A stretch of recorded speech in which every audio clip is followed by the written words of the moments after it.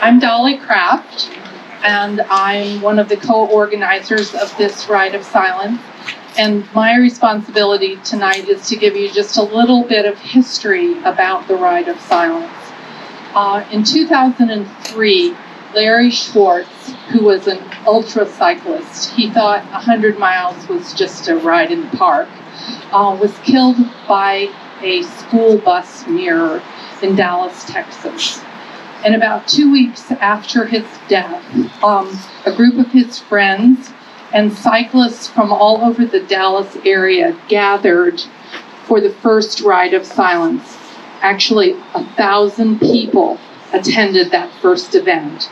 This is the 20th year, and we project that there'll be as many as 40 countries from all over the world and all 50 states plus the District of Columbia who will be participating. It's always held on the third Wednesday in Bike Month, that's today, and technically there's a rain date, but we are not going to be foiled by this rain or sprinkle or whatever we want to call it.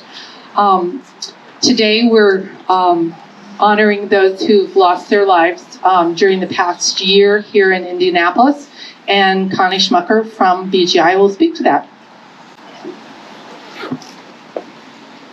Hi, thank you so much for everyone who is coming. As Dolly mentioned, the Ride of Silence honors those who were killed or injured in this event in Indianapolis in the past year, in 2021. There were 7 bicyclists in Indianapolis who were killed and 63 who were injured in 2021. This month, which is National Bike Month, already there are 9 bicyclists that have been hit this month that I know of. Those are not great stats. I dream of the day when we don't have to have a Ride of Silence, when there are no injuries or deaths while people are out enjoying riding a bike. But today is not that day, so we are riding to honor them. After we are honored to have Senator Fedora and City County Councilwoman Allie Brown with us to support this event, and I will turn this over to Senator Fedora first. Thank you. Well, good evening, everyone. Normally I start my meetings with communities by saying I'm honored to be here, but actually I'm kind of sad. I have mixed feelings for being here tonight. It's emotional when we attend events to raise awareness about issues that actually not only impact people who are in our communities, but also it impacts the safety and the security of every person across the country. These are not just issues that are local to us.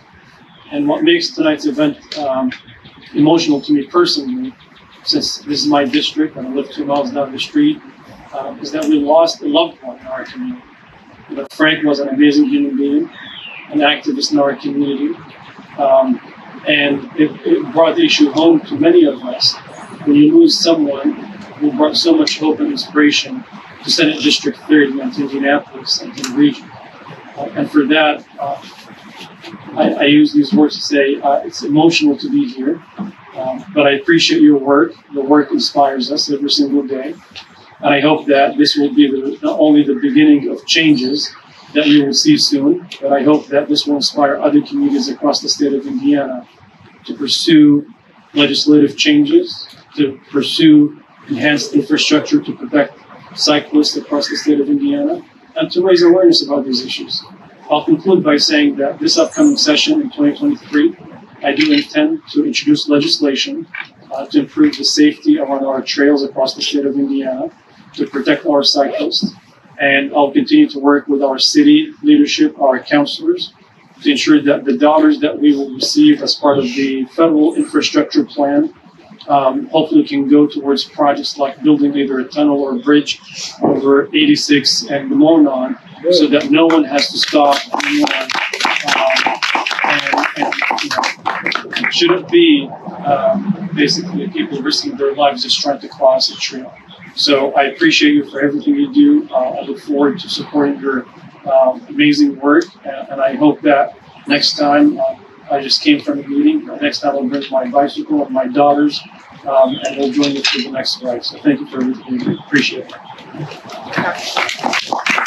One of the reasons why we're going to the 86 and the Monon is because changes need to be made at that intersection, and we're highlighting it. But we want to get there safely, so this is what we're going to do.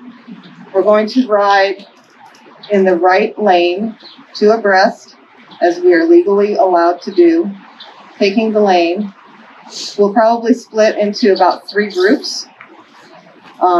We will obey all of the traffic lights, so if the light is turning yellow, please stop. When we get close to Keystone at the crossing, there's some right turn lanes.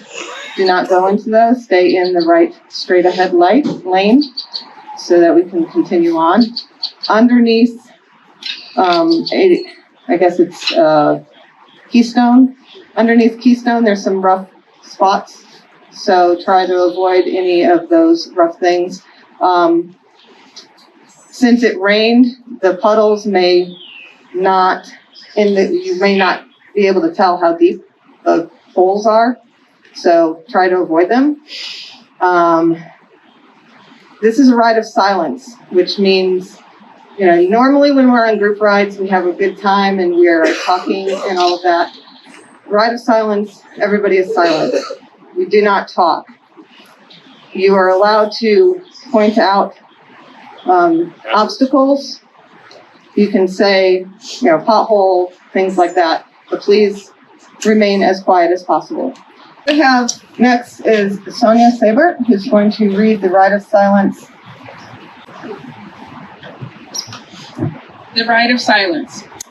Tonight we number many, but ride as one. In honor of those not with us, friends, mothers, fathers, sisters, sons.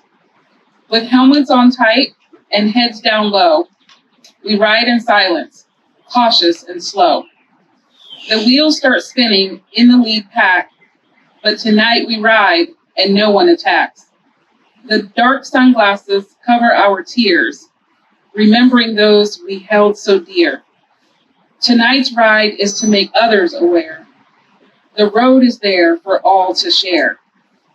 To those not with us or by our side, may God be your partner on your final ride.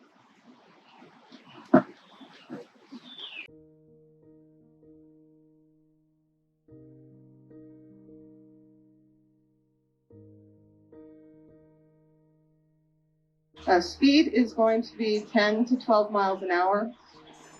We're not going to go any faster than that. This is a slow ride. It's a ride to honor those who can't be with us. And we don't have the names, unfortunately, of all 7, but we are specifically riding not just to honor Frank, but to honor the other 6 who died, as well as those who were injured.